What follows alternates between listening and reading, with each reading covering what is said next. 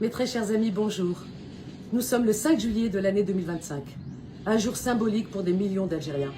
Pour cela, j'ai décidé de vous faire cette courte vidéo. La mer ne ramène pas que du poisson. En 1830, la mer a déversé un armada d'hommes armés jusqu'aux dents. Ce fut le début d'une longue période de souffrance pour tout un peuple qui s'est vu devoir se soumettre à l'envahisseur. 1830, une année noire pour les Algériens. Spoliés de leurs terres et ceux qui résistaient ont été massacrés, enfumades dans des grottes et autres supplices pour faire plier le reste de la population. 132 ans d'injustice, d'humiliation avant de recouvrer la liberté en 1962 suite à une longue guerre qui dura près de 8 ans.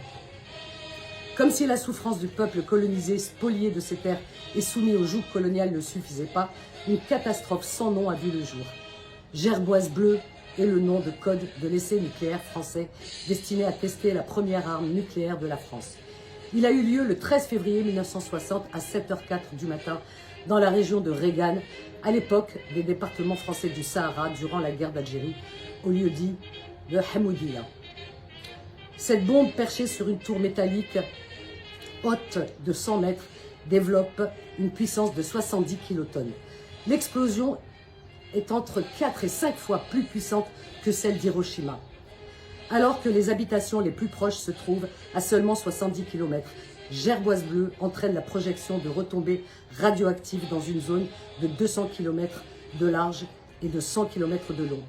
Les suites auront de graves conséquences sur la population humaine et l'environnement de Regan.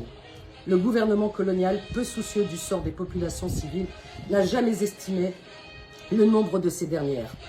Et en ce qui concerne les déchets radioactifs, beaucoup d'engins utilisés lors de ces explosions sont actuellement enfouis dans le sud algérien à des profondeurs très faibles et qui constituent toujours un danger pour ces régions et les populations. La mémoire est têtue, mais les Algériens sont réputés pour leur résilience. Ils ont su tourner la page et regarder vers l'avenir, quand les nostalgiques de l'Algérie française ravivent encore aujourd'hui cette blessure à travers des invectives et des propos racistes et haineux. À cela, nous répondons non. Vous n'aurez pas notre haine ni notre colère. Nous avançons quand vous stagnez dans des époques révolues.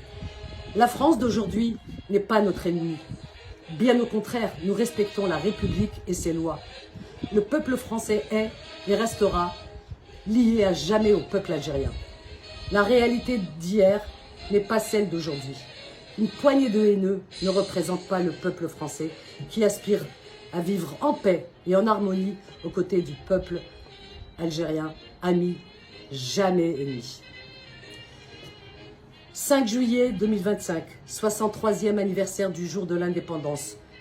Tous mes meilleurs vœux, mes meilleurs souhaits à ce grand pays et à son peuple digne et fier, à l'image de ses valeureux ancêtres. Tahia al-Jazaïr, Allah yarham al-shuhada.